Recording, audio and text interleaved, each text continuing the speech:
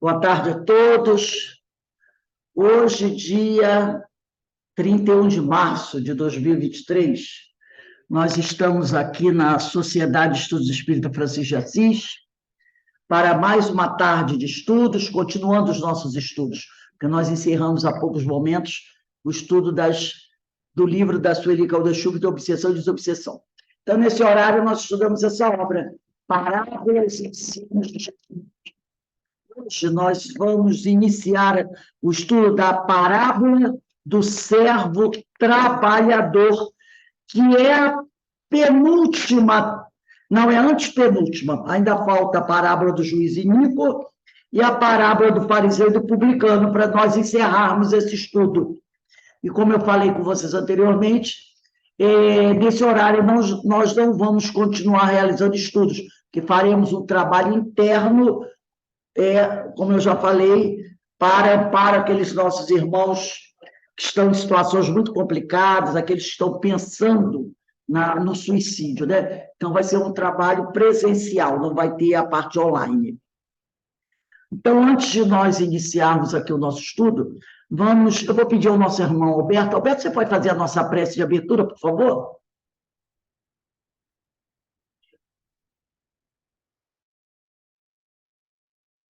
Ao início de nosso momento de prece, elevamos pensamentos a Jesus, ao Evangelho vivo do Senhor, pelos seus sublimes ensinamentos, tão necessários para nos conduzirmos a degraus mais elevados de conquistas do Espírito.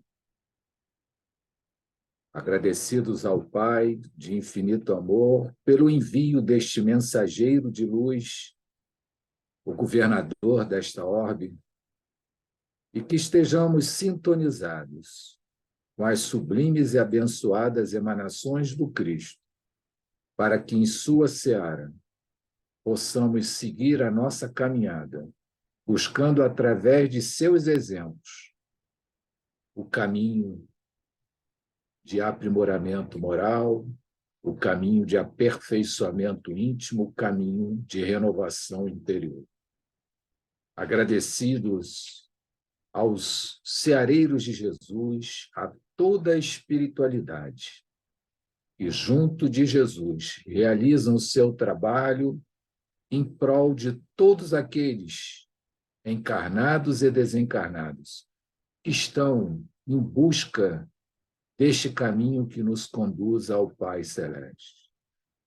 Agradecemos a essa espiritualidade pelas inspirações, pelos ensinamentos, e que possamos estar a caminhar com vontade firme na direção da edificação do reino de Deus em nosso íntimo.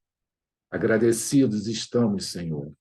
Agradecidos estamos, Mestre, e que estejamos com o Cristo, com o Pai em nossos corações, hoje, agora e sempre.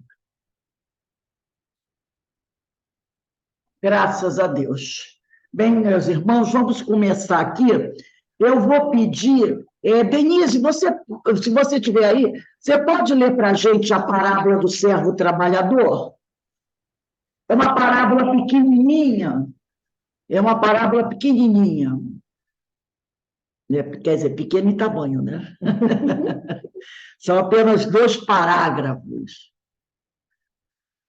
Parábola do servo trabalhador. Eu acho que ela não está ouvindo. Não, acho que ela não está ouvindo, não. Ana Constantino, você pode ler para a gente? Sim. Parábola do servo trabalhador. E disseram os apóstolos ao Senhor: aumenta-nos a fé. E o Senhor respondeu: se tivesses fé do tamanho de um grão de mostarda, direis a este sicômoro: arranca-te e transplanta-te no mar, e ele vos obedeceria. Qual de vós, tendo o servo ocupado na lavoura ou guardando gado, lhe dirá quando ele voltar do campo: vem já se sentar-te à mesa. Antes lhe dirá, prepara-me a ceia, cinge-te e serve-me enquanto eu como e bebo. E depois comerás tu e beberás. Porventura agradecerá ao servo que ter este feito que lhe havia ordenado? Assim também vós, depois de haverdes feito tudo o que vos foi ordenado, dizeis, somos servos inúteis, fizemos o que devíamos fazer. Está em Lucas, capítulo 17,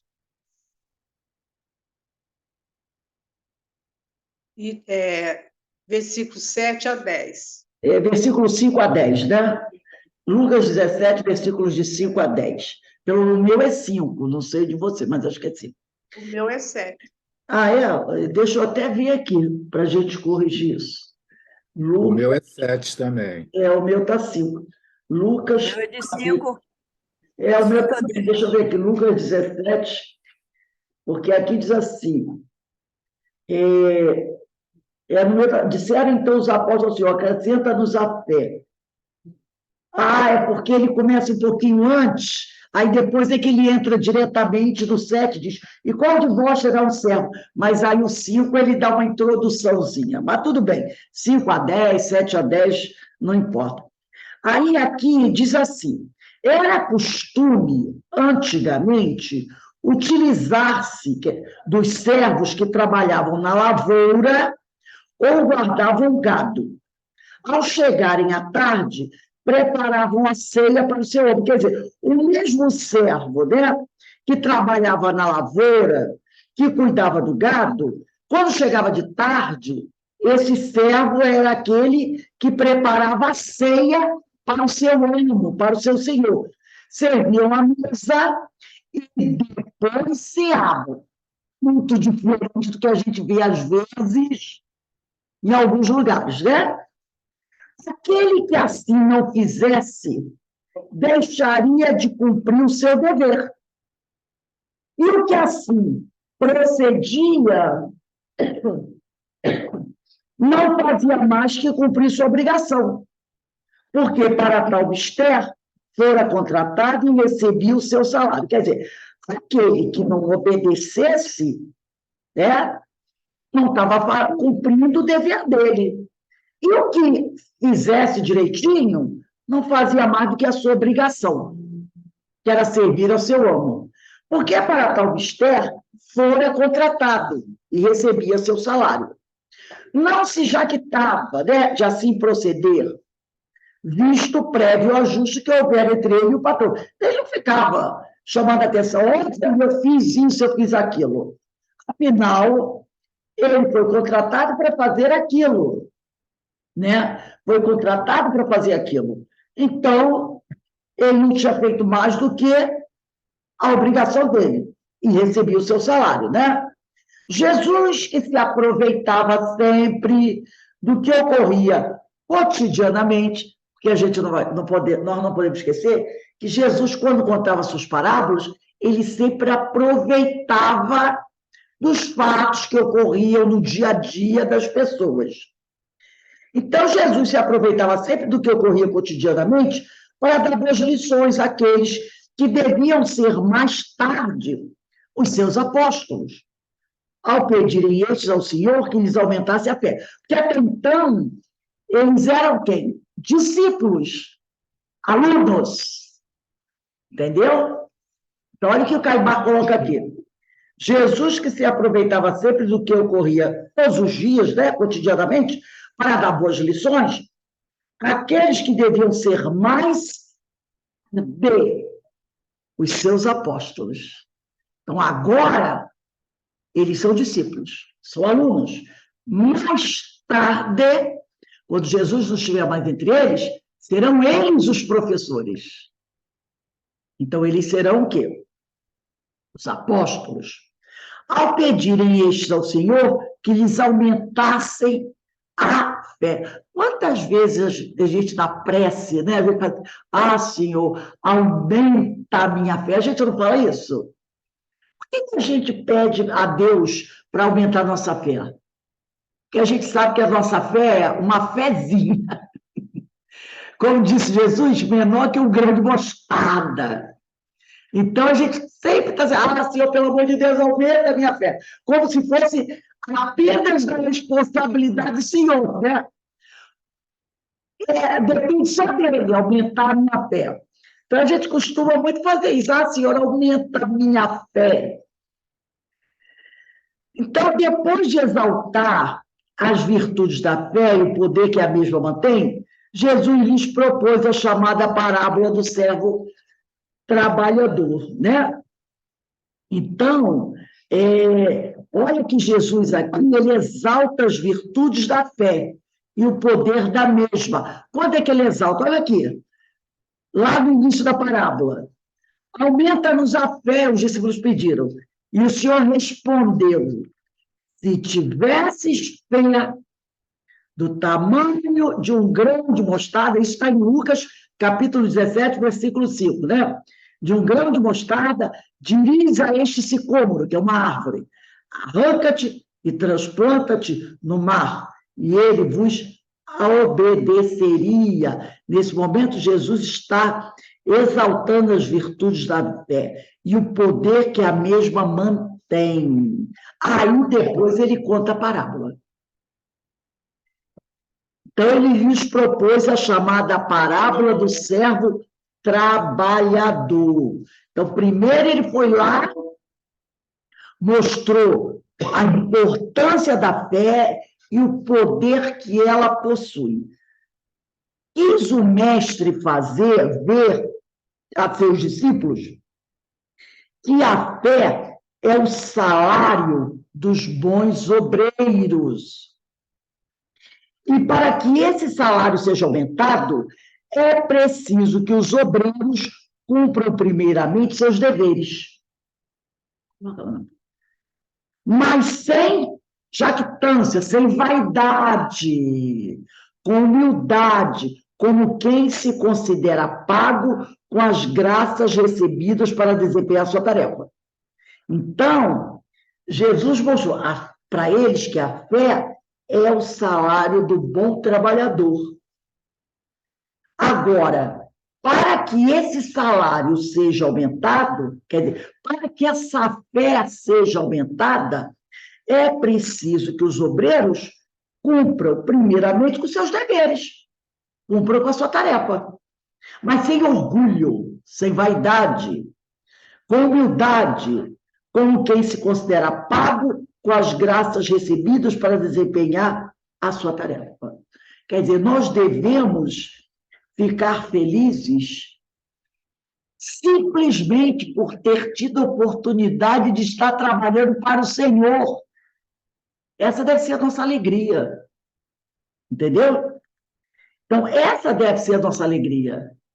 Eu já estou trabalhando para o Senhor. Só ter a oportunidade de já estar trabalhando para o Senhor, isso já é o meu salário.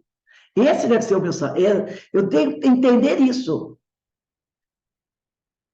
Ser um trabalhador já é o meu salário. Já é o meu salário, né? Aí aqui tem uma notinha, lá no final da parábola, tem uma nota que nós vamos ler. É próprio do servo verdadeiramente útil. Então, ele está dizendo o seguinte, parece que tem um servo inútil, né? Se ele botou aqui, é próprio do servo verdadeiramente útil, então deve existir o servo que não é útil. O realizar sua tarefa com boa vontade e alegria. Então, o bom servo tem que trabalhar com boa vontade e alegria. Ele não só realiza o que lhe mandaram realizar, mas dá sempre um pouco mais. Porque o bom servo é aquele que faz o que lhe pediram e até um pouco mais. Porque tem aquele que diz assim, me pediram para botar isso aqui, eu boto aqui. Aí o outro diz assim, mas pega aquele outro negócio, bota aqui também. Não, aquilo não. Não me pediram para botar, Só me pediram para fazer isso. Então, eu só vou fazer isso. Né? Nada além disso. Eu faço. Tipo assim, eu não ganho para isso, né? É, Eu não ganho para isso. Essa frase. Eu não ganho para botar um outro negócio, né? Fazer isso. Fala, Alberto. Ô, Rosa, eu me lembrei e trabalhando nas escolas do município, numa escola que eu trabalhei, tinha uma inspetora que ela andava com o Estatuto do Trabalhador Municipal debaixo do braço. Aí a diretora chegava para ela e disse: "Ô, fulana, dá para fazer isso?" Não. Aí ela olhava o estatuto: "Olha, dona fulana, isso aí não está dentro da minha função, não, hein?" Entendeu? Então, ela seguia à risca o que era.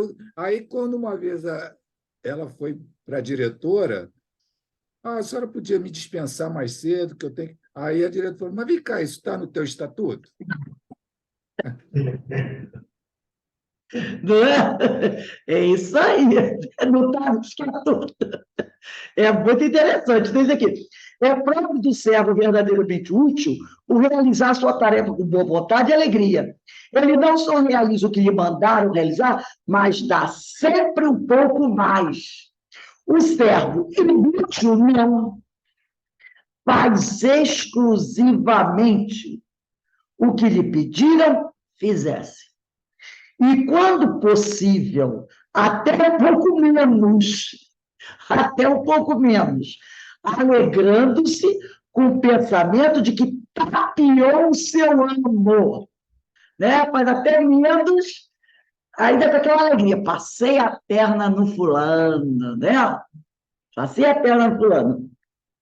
A satisfação do trabalho bem feito e dadivoso caracteriza o espírito superior. Então, aquele que faz o seu trabalho e diz assim, tem umas coisinhas em algumas casas espíritas. Eu vou falar casa espírita porque eu não vou falar do templo católico nem do protestante, vou falar da casa espírita, né? Às vezes você é convidado ou faz um trabalho, vamos fazer um trabalho na casa espírita. Aí tem um encontro, um seminário, uma festa, um negócio desse, né? Aí, qualquer trabalho que você faça nesse sentido, esse trabalho é para Jesus, não é? Esse trabalho, você está trabalhando para Jesus. Aí a pessoa diz assim: vamos fazer. Aí você diz: trata disso, trata aquilo. Mas para que tudo isso? Aí, muitas vezes eu tinha uma síndrome, né? Que eu tenho uma dificuldade muito grande com a tal da qualquer coisinha. Esse qualquer coisinha me mata, sabe? Eu até exagero, eu digo mesmo, eu exagero às vezes. Da coisa de querer fazer a coisa bem feita, eu até extrapolo, mas a qualquer coisinha me dá um horror para mim. Então, às vezes, você via o companheiro, né? Assim, tá bom. Na casa espírita. Então, você está fazendo qualquer coisinha para Jesus. Eu sempre pensava assim: você vai fazer qualquer coisinha para Jesus. Para você tem que ser um espetáculo, um show, né? Aqui na casa espírita, gente, para que tanto rebuscado? Para que, não é? Preparar, assim, uma palestra, né? Você vai fazer a palestra pública lá? Pega lá o evangelho, pega lá. Nossa, isso estuda muito, não. Você vai preparar uma aula, quem faz parte do teu curso? 2, preparando a aula assim, com tanto esmero, para 2 pessoas que fazem o teu curso? Para quê? Não é? Só são 2, você só tem no curso 2 pessoas, e você prepara essa aula. Parece que, se você tivesse dando aula para 50, para 100, está justificado. Mas para 2, é o qualquer coisinha. Entendeu? É o tal da qualquer coisinha. Né? Eu me lembro uma vez que uma amiga minha, já desencarnou, Tereza, querida irmã, lá do Centro Espírita da Maria de Nazaré, ela foi convidar o palestrante. A casa dela é do tamanho da nossa. Bem simplesinha, pequenininha, não dava muita gente. E quando ela o convidou, ele virou e disse assim, quantas pessoas vão à palestra? Ela disse assim, com 20 a casa está explodindo de gente. Ele virou e disse assim, não posso, eu só faço palestra para mais de 100 pessoas. Ela, maravilha, meu amigo, muito obrigada. Entendeu? Ele só faz acima de 100. Eu brincava com ela, mas, Tereza, por que você não falou que era 101 ou era 99? Ele ia chegar, tinha que encontrar 20, ele não podia voltar. Né?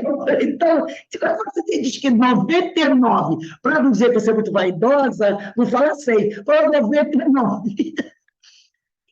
É isso, né? Eu vou preparar uma aula, um curso, a palestra só tem meia dúzia de pessoas, o estudo só tem 2, faz qualquer coisinha, não é? E a gente trabalha para Jesus, então a gente vai fazer qualquer coisinha para depois, né? Então, a satisfação do trabalho bem feito e dadivoso caracteriza o espírito superior, aquele que está melhorando. Porque você tem que fazer tão bem quanto você puder, seja para 2, para 5 ou para 500. Você não pode sonegar qualidade do seu trabalho ou informações só porque tem pouca gente encarnada. Mas você esqueceu dos desencarnados, né? Você esqueceu dos desencarnados. O Chico, uma vez, aconteceu isso com ele, está lá no livro Lindos Casos de Chico Xavier. Ele foi preparou a palestra, chegou no dia, o curso, o estudo que ele ia dar, parece que não tinha ninguém. Ele ficou chateado. Lá, quando ele estava começando, né? Lá no Centro Espírita, ele com o Evangelho, e não tinha ninguém. Aí ele ficou chateado, né? Se sentindo assim, desprestigiado. Aí a noiva apareceu para ele, falou assim, qual o problema da cara feia, Chico? Poxa, eu dou o curso aqui, eu estudo, né, do Evangelho, não tem ninguém aqui. Aí o irmão olhou para ele, né, com muita caridade, e disse assim, olha de novo. Aí ele olhou, a visão dele se ampliou, a sala estava cheia de desencarnados, sentado nas cadeiras, né, um encostadinho no outro. Aí, Chico, aí, ó, a sua plateia. Aí ele baixou a cabeça, abriu o Evangelho e deu a aula. Entendeu? Deu a aula. O abaixou a cabeça, nunca mais ele reclamou da plateia. Que é isso aí, né? É isso aí. Nós não estamos aqui dando estudo só para os encarnados. E se fossem só 3 encarnados? Se não houvesse nenhum desencarnado, não teria problema nenhum. E você faça o melhor, sempre. Né? Então, aqui eu trouxe um estudo, um texto para a gente analisar essa parábola. Pode ser que algumas pessoas estranhem o livro, mas eu sou o seguinte, eu comigo sou assim, eu recolho o que é bom. Então, a obra tem lá suas problemáticas, mas ela também tem coisas muito boas. Então, eu recolhi o que é bom. É do livro Os 4 Evangelhos de Rustem, volume 3. E no volume 3, o Rustem ele vai tratar dessa parábola. E lá ele vai tratar desse trecho aí, que está em Lucas 17, versículos de 7 a 10. Cumprimento do dever com humildade e desinteresse, com sentimento de amor e gratidão ao Criador. Lá no versículo 7, lá no versículo 7, está escrito assim, é uma pergunta. Qual de vós, o que tendo um servo ocupado em lhe lavrar a terra, é a parábola, né? Ou lhe apacentar os rebanhos, diz a esse servo ao voltar ele dos campos, vem sentar-te à mesa. Não lhe dirá antes, prepara-me a ceia, cinge-te e serve-me até que eu tenha comido e bebido, depois comerás e beberás. E o amo deve, porventura, agradecimento ao servo por ter feito o que lhe for ordenado?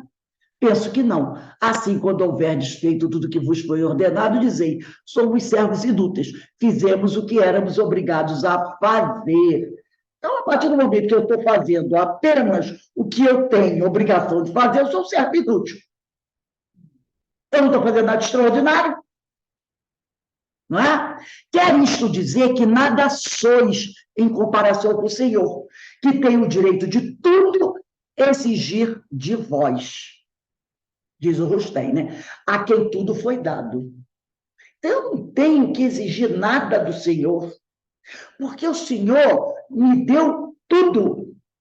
Me deu direito à vida, me deu um corpo, me deu um mundo para viver, me dá milhões de oportunidades se eu necessitar, nos lugares, qualquer lugar do mundo que tiver necessidade de reencarnar, me deu tudo. E é que eu posso exigir dele.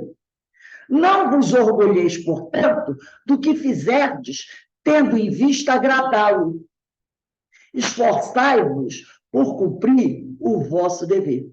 Sobretudo, não vos mova a isso unicamente a esperança de uma recompensa. Não façam as coisas esperando receber algo em troca.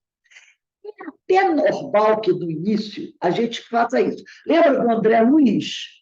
Quando ele chegou no nosso lar e ele descobriu e tinha um negócio lá, né, alguma coisa que eles ganhavam se cumprisse bem a tarefa, que era o tal do bônus hora, e que depois ele podia converter esse bônus horas em alguma coisa. Então, no início, ele trabalha simplesmente pelo bônus hora.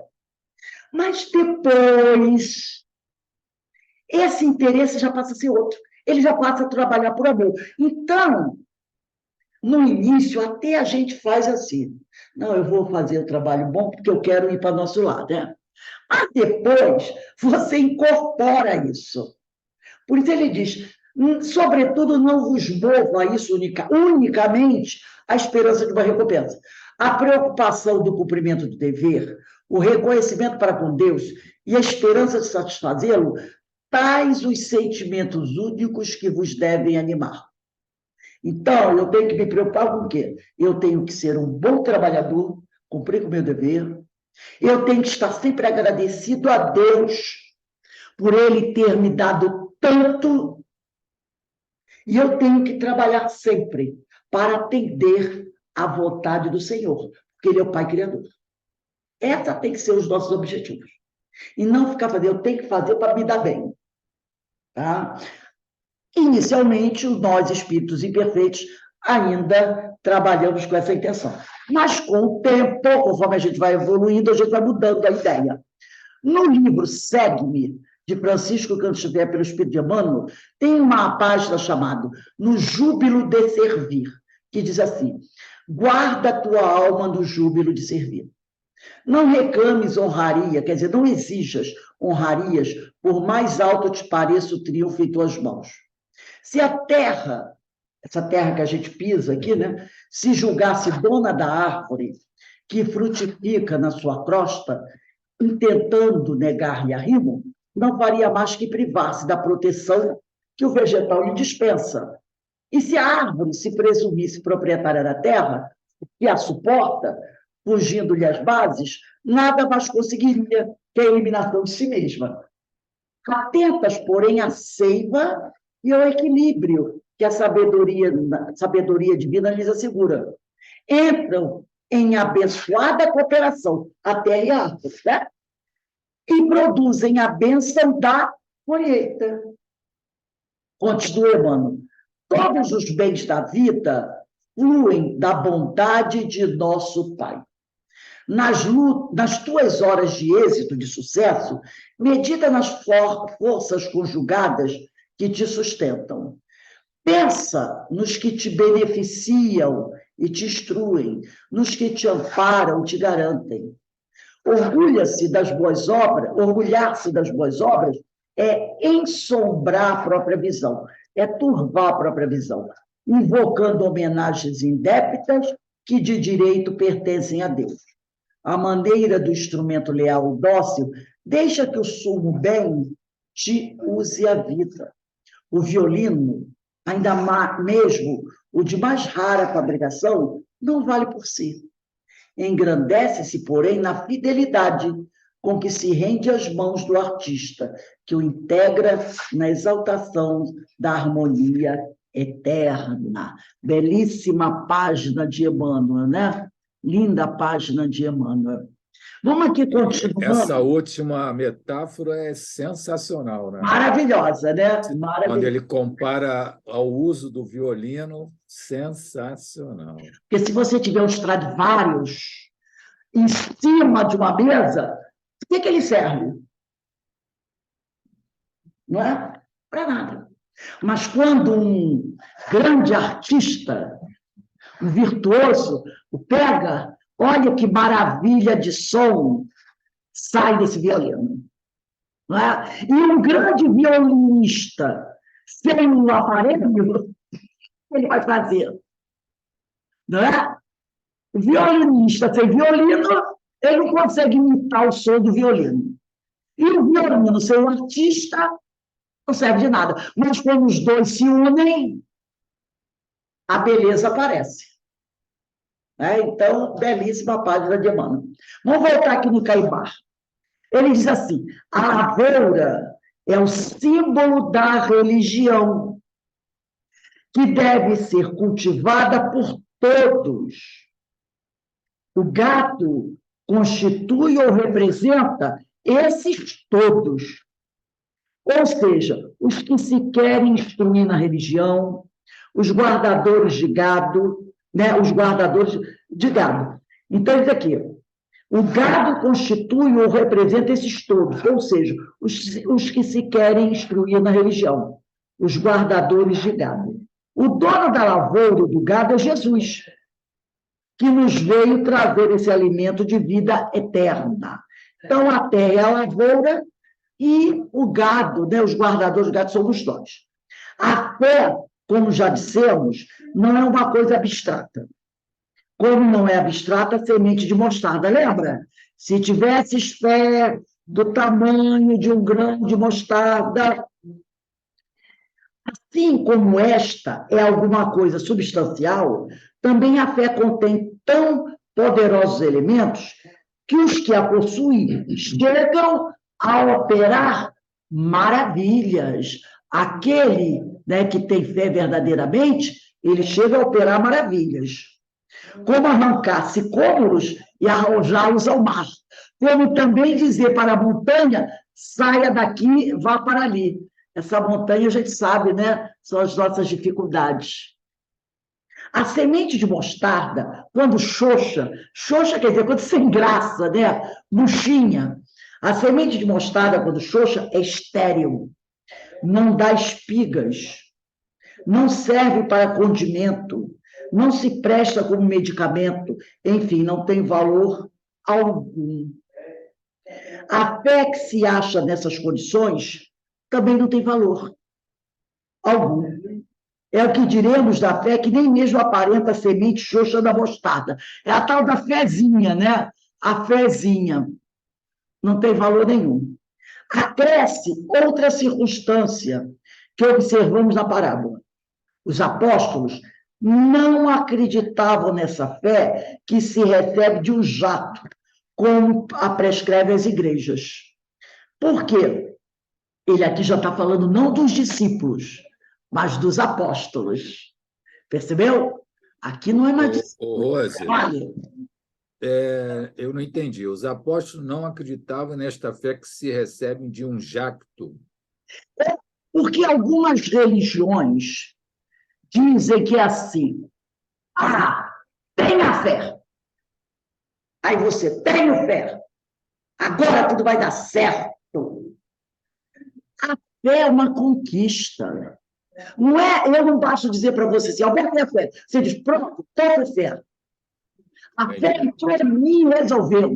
Não é aquele jato de fé mandado para mim. A fé é mais ou menos assim, ela não vem de fora para dentro.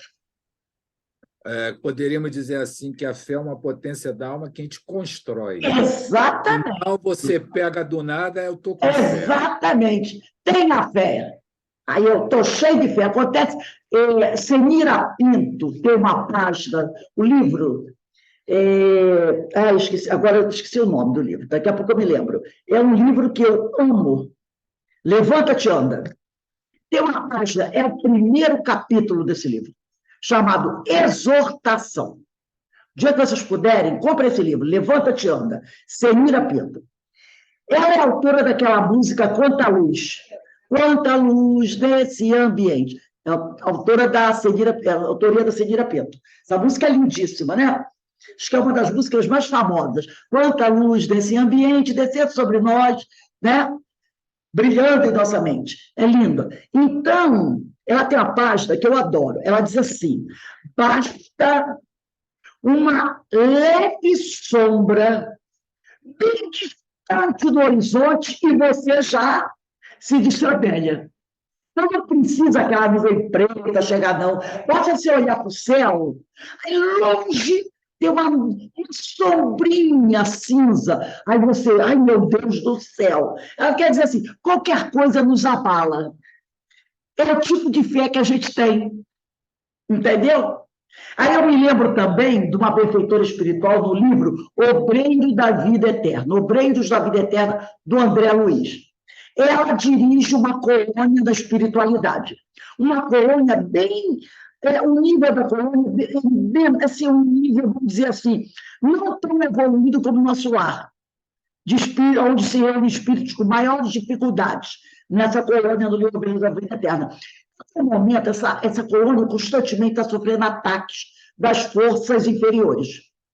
E aí, um companheiro que trabalha nessa colônia, junto com vários outros, né, ela orienta, chega para ela, a colônia, e diz assim: senhora, ele diz o nome dela, eu não me lembro agora, estamos para sofrer ataque. Vamos nos reunir todos no salão e vamos fazer uma oração. Aí ela diz assim para ele: meu irmão, já fiz minhas orações da parte da manhã. Ele não entendeu a mensagem. Aí ele diz: senhora, precisamos nos reunir para orar. Estamos sofrendo ataque. Ela novamente vira para ele e diz assim: mas hoje, ao acordar, eu fiz as minhas preces. Aí ele fica assim: senhora. Aí o outro diz assim: ela disse que já orou de manhã. Entendeu? De manhã, acordou, fez as orações dela. E esse companheiro queria que estamos para sofrer ataque, vamos orar, vamos reunir para orar. Então, eu quis dizer para ele: a minha oração, mais ou menos assim, serve o dia todo, tá? A fé dela e a fé dele. Entendeu? A fé dela e a fé dele. Ela fez as orações amanhã. Ela tem fé que eles estão protegidos, que nada irá acontecer. E ele não entende isso. Então, toda hora ele tem que estar orando, toda hora. A gente não é assim? A gente é. É a nossa fé ainda, uma fé bastante vacilante. A gente tem essa fé vacilante. Qual é o nome do livro da Senira? Levanta-te, anda. Então, é muito interessante isso, né? Deixa eu ver onde eu estava. Aí tem que dizer assim, ó, a nossa ainda é a fé xoxa, né? Essa fé xoxa, quando normalmente ela é estéril, não dá espiga, não serve para condimento, não se presta como medicamento, enfim, não tem valor algum. A fé que se acha nessas condições também não tem valor algum. E o que diremos da fé que nem mesmo aparenta ser semente xoxa da mostarda? Tem a fé igual a fé, tem a fé que é igual a semente xoxa de mostarda e tem a fé que nem parece a semente xoxa da mostarda. É aquela fé mais fraca ainda, né? Aí diz aqui: acresce outra circunstância que observamos na parábola. Os apóstolos, é isso aí, não acreditavam nessa fé que recebe de um jato, como as prescrevem as igrejas. E é só se o pastor falar, o padre falar, o dirigente da casa falar, pô, já estão com fé. Como você falou, é uma construção de dentro para fora. Então, eles não acreditavam nessa fé xoxa. Eles aprenderam com Jesus, né? Achavam que ela é suscetível de aumento. Eles até acreditavam que ela pode aumentar. Tanto que pediram a Jesus: Senhor, aumenta-nos a fé. E o Senhor não os dissuadiu dessa crença. Antes, alimentou-lhes a esperança, estimulando-os ao trabalho, né? Estimulando-os ao trabalho. Deixa eu ver. Ao trabalho. E a perseverança ao cumprimento do dever, que é o meio pelo qual alcançaria o tal desiderato, o objetivo. Então, é isso aí. A fé precisa ser alcançada através do trabalho do bem, da perseverança, do cumprimento do dever, porque é através desse trabalho, da perseverança e do cumprimento do dever, que você vai conseguir aumentar a tua fé. Então, não adianta. Eu não posso chegar... Alberto, a gente não está te ouvindo. Você quer falar alguma coisa para a gente? Não, eu estou aqui na minha tela, está como som fechado, entendeu? Estava Então, fechado, agora que abriu. não, então, mas quando eu falei aqui com a Regina, eu estava com ele Você fechado. estava querendo falar com a gente e que a gente não estava te ouvindo. Tudo bem. Então, para aumentar a fé, é preciso trabalhar. Então, a fé não é uma coisa que eu posso dar. Eu vou dar um pouco de fé para Carmen. Não é assim que funciona. Não é assim que funciona. Entendeu? Ela tem que ser trabalhada dentro de nós, para que ela possa aumentar. Aí também eu trouxe um outro texto, também um texto pequeno. Vamos lá. A força da fé e da prece, também ainda dentro do livro do Rustem, se refere, é um comentário dos versículos 5 e 6 do capítulo 17, onde ele fala aqui: os discípulos do Mestre se veem impotentes para vos livrar das enfermidades da alma e do corpo, por não terem a fé bastante forte, por não praticarem bastante o jejum e a prece espiritual. Lembra que também vai ter uma passagem sobre isso? Né? Senhor, porque também tem aquela, né? Porque não conseguimos afastar aqueles espíritos? Porque para afastar esses espíritos é preciso o quê? Fazer jejum, né? Então, às vezes, os discípulos de Jesus naquela época, muitas vezes eles não conseguiam fazer algo assim, né? Curar algumas pessoas, né? Porque a fé deles ainda era vacilante. Quando eles estavam lá conversando, né? E aí eles recorriam a Jesus para perguntar, mesmo por que a gente não conseguiu? Como foi o caso daquele obsediado, né? Ele diz, Jesus, porque para afastar esse espírito aí é preciso fazer jejum, né? Então, no início, eles tinham essas dificuldades. Aí diz Rustem, orai e jejuai, mas compreendei bem a força da prece, a ação do jejum. Então, a gente tem que compreender essa força da prece e essa ação do jejum. Prece não é a repetição de palavras mais ou menos harmoniosas, né? Aquelas palavras bonitas, mais ou menos sonoras, mais ou menos humildes, ditas com os lábios para que suba ao Senhor. Isso não é prece. Não será nas vossas bocas que a prece encontrará o necessário ponto de apoio para subir a Deus. Né? Desliga, por favor. Ainda não é nas nossas bocas que nós vamos encontrar, ou melhor, na maioria, né? Que alguns até conseguem, mas na maioria de nossas bocas, essa prece jubilosa, né? Nós ainda não estamos nessa situação de fazer essa prece jubilosa. Só no fundo de vossos corações exige essa força de impulsão, pela ação da qual a prece espiritual, pensamento puro, surto de amor e de adoração, se evola, quer dizer, se eleva de um só ímpeto para o trono do eterno. Então, para que essa prece possa chegar realmente ao Senhor, tem que ser, o nosso pensamento tem que estar puro, cheio de amor e de adoração ao Senhor. Que importam as palavras? Que importa mesmo o pensamento? O que é preciso é amor e humildade. São os atos da vossa vida. Então, para que a nossa prece realmente chegue a Deus, é preciso amor e humildade. São os atos da vossa vida, os quais, reagindo sobre os vossos pensamentos, formem um todo perfeito, digno de aproximar-se da sede da perfeição. Então, a gente precisa aliar os atos da nossa vida, tem que, né? Nossos atos precisam ser 2 atos. E esses atos da nossa vida, eles vão reagir sobre os nossos pensamentos.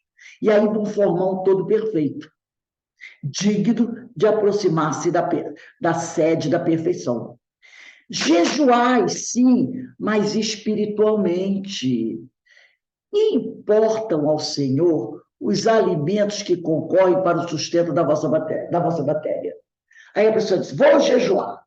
Não vou comer arroz, não vou comer feijão, não vou comer macarrão. O que importa para Deus? O que você vai comer ou não vai comer no seu jejum? Que importa o momento em que satisfaz, né? Satisfaz as vossas necessidades materiais. Em tais casos, é a lei orgânica que se executa. O Senhor está interessado em saber verdadeiramente como a gente satisfaz as nossas necessidades? Ah, não. O meu jejum é sexta, sábado, domingo. Eu não como de manhã, eu só como à noite. Deus está interessado nisso. Nós devemos, né? Ele diz aqui, esses casos, é a lei orgânica que se executa. O espírito nada de comum deve com ela ter. Jejuar, sim, pela abstenção de pensamentos culposos. Inúteis, frívolos sequer. Esse é o jejum. Não procure, faça o esforço para não ter esses pensamentos maledicentes, esses pensamentos aonde você vê o mal nas pessoas, das coisas. Jejuai pela sobriedade, no satisfazerdes as vossas necessidades materiais. Esse é o jejum. Né? Busque só aquilo que você realmente necessita. Jejuai pela vossa modéstia, pela regularidade de vossos costumes, pela austeridade do vosso proceder. Jejuai, sabendo impor-vos privações que não atentem contra o vosso organismo. Ah, eu vou jejuar. Vou ficar 10 dias só comendo alface e tomate. Ele diz aí, jejuai, né? Impondo-vos privações, sim, mas não essas privações que levem você a sofrer, né? Então, imponha algumas privações a você, né? Mas que essas privações não levem você a ficar doente e que possam espalhar o bálsamo salutar sobre o organismo dos vossos irmãos, né? Então, faça assim, economiza um pouquinho da tua cesta, ou melhor, assim, tira da tua cesta básica e dá para o outro. Mas não é para você passar fome, tá? Que sobre na sua cesta básica o que dê para você comer bem e manter-se bem com saúde. Pronto. Ao invés de deixar os alimentos estragarem no armário, porque venceu a validade. Não é assim? São coisas que acontecem, né? E ele diz aqui, jejuai tirando do que julgais ser-vos necessário, um pouco do que vos é supérfluo, para dar ao irmão a quem falta o indispensável ao sustento do corpo, o pão, a roupa, o teto. Eis aí, amigos, segundo Jesus, quais são o jejum e a prece espirituais que expelem o mal. Esse é o jejum. Eu achei maravilhoso esse trecho que Rostei trouxe para a gente. Achei maravilhoso. Se alguém quiser falar alguma coisa, fica à vontade. Esse é o verdadeiro jejum. É a prática da caridade, é tirar... Lembra do óbolo da viúva? Esse é o verdadeiro jejum. mas não aquele do sacrifício. Eu vou ficar com fome para jejuar em homenagem a Deus, para mostrar. Não, isso não vale nada. O verdadeiro jejum é o jejum dos nossos vícios, dos nossos pensamentos, é evitar o supérfluo. O jejum, no caso, poderíamos dizer assim, a vigilância, né? Sim. É amar os nossos semelhantes, buscando auxiliar aqueles que necessitam, entendeu? Mas não a ponto de você virar, como eles dizem, aquele pessoal que fica lá sofrendo 9, 10 dias, né? Se martirizando sem comer, para mostrar a Deus que você é puro. Eu não vou comer, vou ficar pão e água, para, né, me martirizando. Tem o nome que dá, os ascetas, né? Não, as setas, eles vivem assim, né? Para mostrar para Deus como ele é bom, ele é humilde. Ele faz isso, né? Ele sacrifica o corpo. Não tem valor nem nada. Não tem nenhum valor. Jesus não quer esse nosso sofrimento.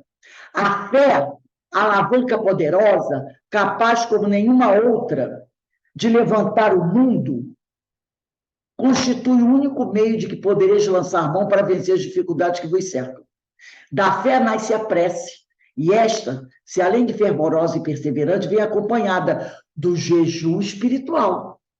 E acaba sempre por tocar o espírito culpado, por esclarecer e reencaminhar.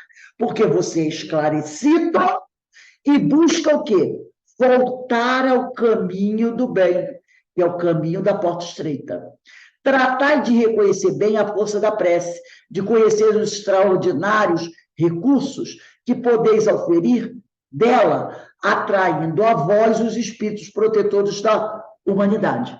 A prece, insistimos em dizê-lo mais uma vez, não é o que supondes, uma reunião de palavras que se repetem todos os dias com determinado fim. Em tais condições, cedo ou tarde, ela se torna maquinal, estéril, né? É como disse aqui o Caibar, a semente de mostarda, quando xoxa, é estéril. Não dá espigas nem serve como condimento. Não se presta como medicamento. Não tem valor algum. A fé que se acha nessas condições também não tem valor algum. E o que diremos da fé que nem mesmo aparenta a semente xoxa da mostarda?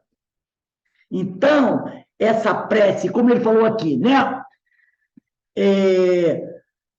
Ele fala aqui, tratar de reconhecer bem a força da prece, de conhecer os extraordinários recursos que podeis oferir dela, atraindo a vós os espíritos protetores da humanidade. A prece, insistimos em dizê-lo mais uma vez, não é o que supondes, uma reunião de palavras que se repetem todos os dias. Em tais condições, cedo ou tarde, ela se torna maquinal. E lá em cima ele falou, da fé nasce a prece. Então, vira essa coisa estéril, né? Maquinal. A prece poderosa, a prece de Jesus, são os atos da vida. Eu achei linda essa frase também. Sempre praticados com pensamento em Deus, sempre reportados a Deus. Então, a verdadeira prece são os atos da nossa vida. Como você está conduzindo a sua vida? Essa é a verdadeira prece, né? Quando você conduz a sua vida pelos caminhos de Jesus, seguindo os ensinamentos de Jesus. Essa é a verdadeira prece, a prece poderosa, né? Tudo que você faz é com pensamento em Deus. Seus atos são sempre reportados a Deus. É um arroubo contínuo do pensamento. A todos os instantes, sejam quais forem as ocupações do momento. É uma aspiração incessantemente dirigida ao Criador, guiando a criatura na prática da verdade, da caridade e do amor, em bem do seu progresso intelectual e moral, e do progresso de seus irmãos. Ama a Deus sobre todas as coisas e ao próximo com a si mesmo. A aspiração que a liberta das condições humanas, fazendo reinar o espírito sobre tudo o que é matéria. Então, eu achei essas duas páginas, né, que nós trouxemos aqui do Rustem, maravilhosas. É aquilo que eu falei, né? Às vezes a pessoa, mas o Rustem tem isso. Ele tem o modo de pensar dele em relação a algumas coisas. Mas tem muita coisa na obra que é bom. Então, como diz Paulo de Tarso, né? Conheça tudo e retendes o que é bom, o que é o melhor. Vamos voltar aqui para encerrar essa parábola aqui com o Caibar? Lá no último parágrafo, ele diz assim: o Espiritismo, que é o consolador prometido por Jesus, todos nós sabemos, para relembrar aos homens tudo o que ele disse, explica em espírito e verdade a sua palavra.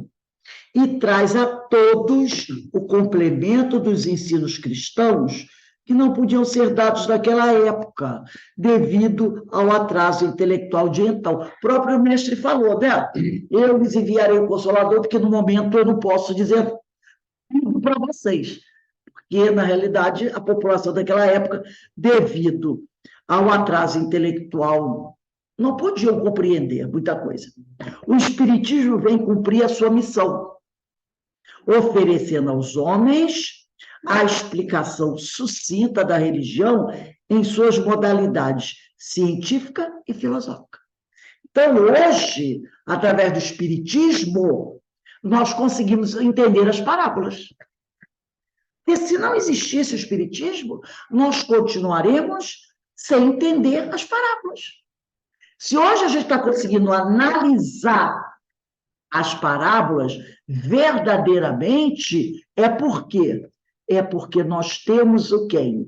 Nós temos aqui a doutrina espírita, que nos explica uma série de coisas. Por isso que hoje nós estamos conseguindo compreender melhor essas parábolas, ter uma visão mais clara delas, né? Alguém gostaria de falar alguma coisa?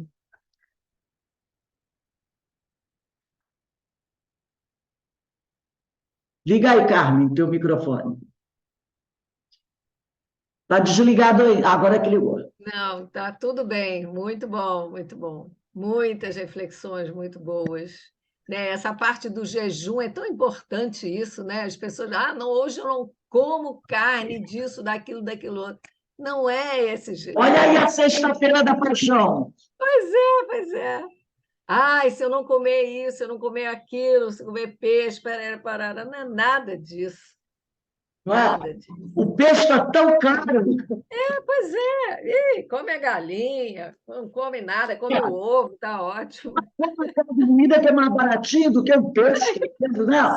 Isso aí. Com Mas 20 fica. reais ele consegue comprar 200 gramas de carne moída. Vai comprar um atum. Vai comprar uma corvina. Não tem dinheiro. Às vezes está ruim com a sardinha.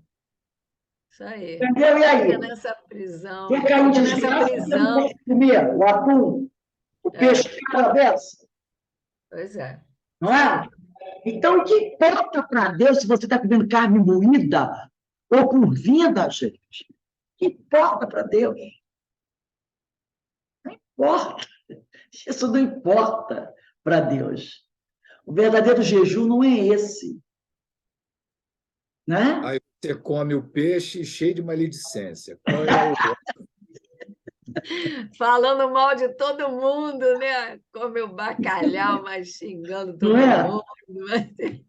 Então é isso aí. Mas está comendo bacalhau, está comendo. Está comendo bacalhau. Está dando a sua dádiva, a sua oferenda. É o seu jejum. Não é verdade? Então, né? Aí tem muita gente essa semana, não estamos convidando ninguém, fazendo um jejum para Páscoa. Tem muita gente essa semana lá, fazendo. O jejum é daqui, é da mente e do coração. Esse é o verdadeiro jejum. Né? Então, é que a gente se conscientize disso. Não é mesmo? Então, meus irmãos, nós estamos encerrando aqui a nossa reunião de hoje. Só estão faltando 2 parábolas para nós encerrarmos. Eu havia dito a vocês que a gente ia estudar, quando terminar essas parábolas, as bem-aventuranças. Mas eu vou deixar para quando terminarmos o estudo do Paulo de Tarso e as leis morais. Aí a gente vai estudar lá as bem-aventuranças, né? E a sexta-feira vai ficar esse segundo horário para esse trabalho que a gente vai fazer, e a nossa irradiação para encarnados, que é na sexta, vai passar para o sábado, depois do Paulo de Tarso. Então, na sexta-feira, a gente termina o Paulo de Tarso e faz a irradiação para os encarnados. E na sexta-feira, no horário das parábolas de Jesus, ou melhor, na sexta-feira, mas vai ser no outro horário, vai ser antes das 4 horas, a gente vai fazer um trabalho voltado para os nossos irmãos que estão, né, com esses pensamentos, tentando pensar, acreditando que podem abandonar o corpo de carne aqui, todos os problemas estão resolvidos. E a gente sabe que não é assim, né? Não vamos fazer um trabalho para potencializar esses espíritos. Então, se vocês souberem de alguém, vocês já sabem como é que faz. Manda o nome lá naquela página, naquele telefone mesmo, tá? Das preces, e aí a gente mais especifica entre parênteses, né? São pessoas que estão tentando suicídio, tá bom? Então, eu vou pedir aqui para a nossa irmã Carmen. Carmen, faz a nossa prece de encerramento. Claro. Então, Senhor, muito agradecidos estamos aqui encerrando essa tarde e noite de sexta-feira, com as nossas mentes e corações repletos dos ensinamentos de Jesus, repletos de ideias, de modificações, de caminhadas, né, diferentes que podemos fazer, que podemos melhorar a nossa caminhada, a nossa evolução através dessas obras tão importantes, subsidiárias, tantos instrutores, tantos amigos espirituais nos deixaram um legado tão valioso para nós, e que nós possamos cada vez mais mergulhar nessas obras, nesses ensinos que nos fortalecem, aumentam a nossa fezinha, xoxinha, que ela possa estar mais robusta, mais esperançosa, para nos fortalecer diante das nossas adversidades na nossa existência. Que Jesus abençoe a todos nós aqui presentes, aqueles que não puderam participar também possam receber essas bênçãos, e aqueles desencarnados que nos acompanham, nos inspiram, nos ajudam nessa nossa caminhada desse conhecimento que cada vez mais adquirimos para nos fortalecer cada vez mais. Graças a Deus. Irmãos, nós nos despedimos aqui. Aqueles que vão participar da irradiação, só aguardar um pouquinho que eu já retorno, tá bom? Porque eu tenho que fechar aqui e eu vou passar a Ana Constante. Vou passar para a Ana, depois eu volto. Ô, Rose, você sabe que depois, quando fica muito tempo, ele acaba caindo. Lembra? A Denise falou que ele caiu e eu não consegui. Aquele intervalo do curso do Emmanuel que não teve. 50, se ele colocou a mensagem. Durante 50 minutos não houver movimento, ele cai. Eu fiquei sabendo disso. Eu vou passar para a Ana que está aqui, depois eu pego de volta. Então, gente, daqui a pouco a gente vai fazer a nossa reunião de radiação, tá bom? Um beijo aí para vocês.